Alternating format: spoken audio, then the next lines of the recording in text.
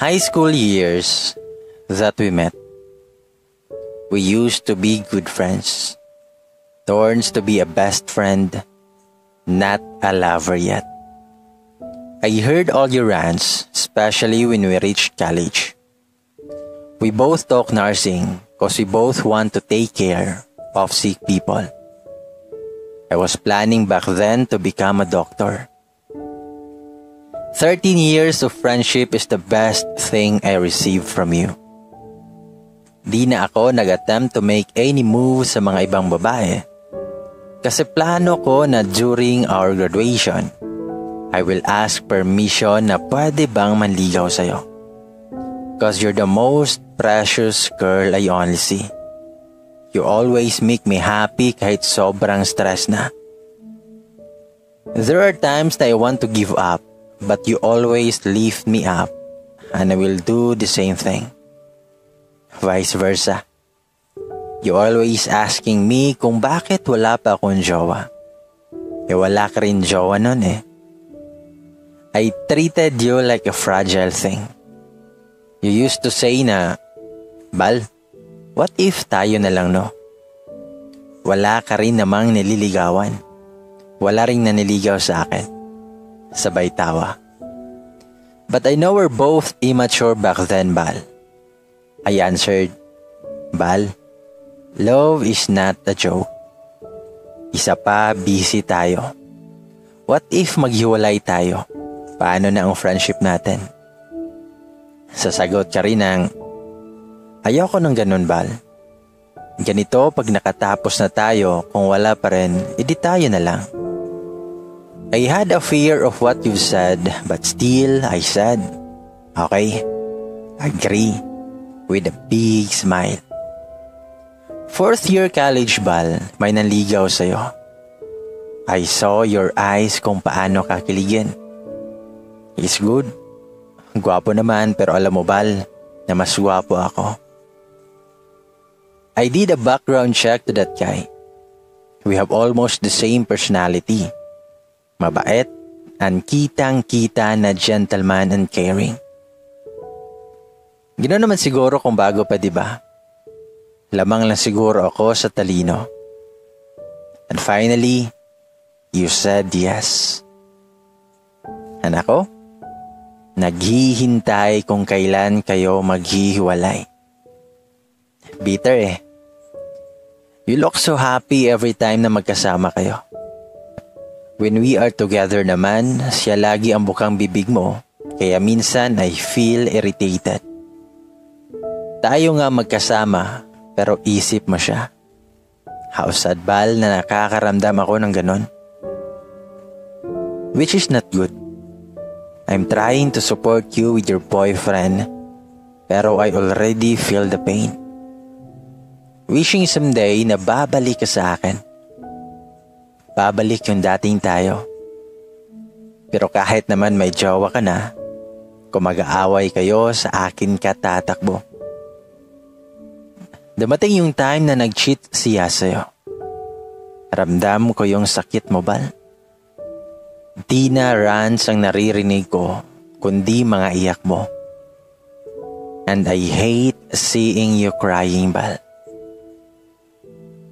My shoulders are wide open for you to cry. Minsan nga sinusuntok-suntok mo pa nga ako eh. Kasi di mo na kaya yung sakit. Pero hinahayaan lang kita. Kasi I'm trying to adapt your pain. Kung pwede ko lang talaga kunin yung sakit, Bal, ginawa ko na. Munti ka nang di makapag-graduate nun. But I left you up. Ginawa ko lahat para lang maibalik yung nakilala kong Bal. You did, Bal. You moved forward. You survived from your first heartbreak to that guy. During our graduation, di natuloy ang plano ko, Bal, na mag-confess sa'yo. Kasi di mo pa kailangan ng lover nun. All you want is a friend that one call away. You know I'm always available. Malakas ka kasi sa akin eh. We both passed the board exam. and got our license. Ang saya natin nun. Hindi na muna ako nag-proceed.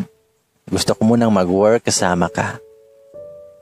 We both hired in the same hospital, the same station. Pinagkamalan pa tayo na magjowa. Sana nga totoo.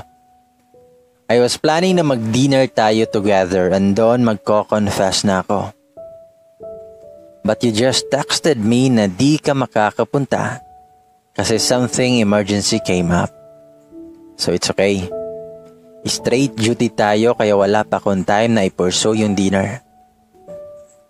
At dumating na yung time na kinatatakutan ko. Someone invited you to have dinner. Naunahan na naman ako, Bal. Nurse din siya. Mabilis kang nahulog sa kanya. Kasi naman perfect guy din naman. Sabi mo pa na napaka-sincere niya sa'yo. Na nako, ito hoping na darating yung time na ako naman, Bal.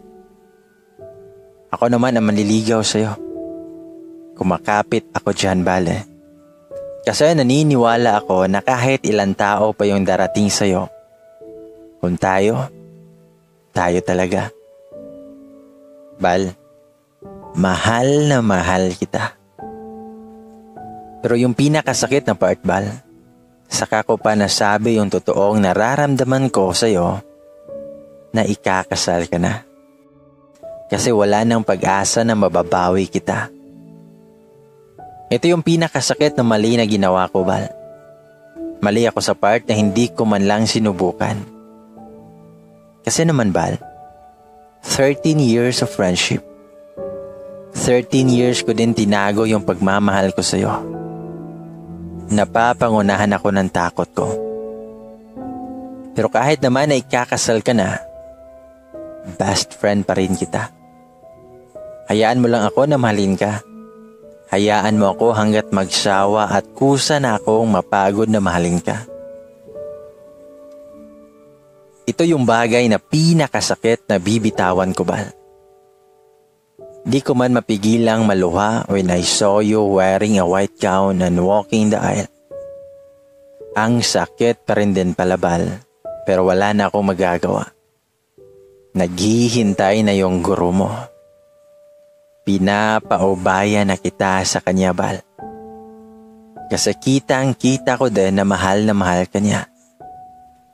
At ramdam ko na di ka niya sasaktan. Always remember, Bal, na mahal kita. Lagi lang ako nandito kung kailangan mo ng kaibigan. Di ako mawawala. Pero baka kasi meron pang isang ikaw, Bal. Di bali na. Maghihintay na lang ako kung kailan ibibigay yung taong para sa akin. Nauna ka lang, Bal. To be honest, I am crying while typing my story here. I was inspired by new released song of Moira na Paubaya. Lalaki po ako pero naiiyak po ako kasi sobrang natamaan po ako sa song. And nag-resign po ako sa work to pursue my medical profession. Ang si Bal naman ay masaya na sa bago niyang buhay. I am genuinely happy for them. Masaya na ako kung makita ko siyang masaya. I will always love you, Bal, kahit hindi naging tayo.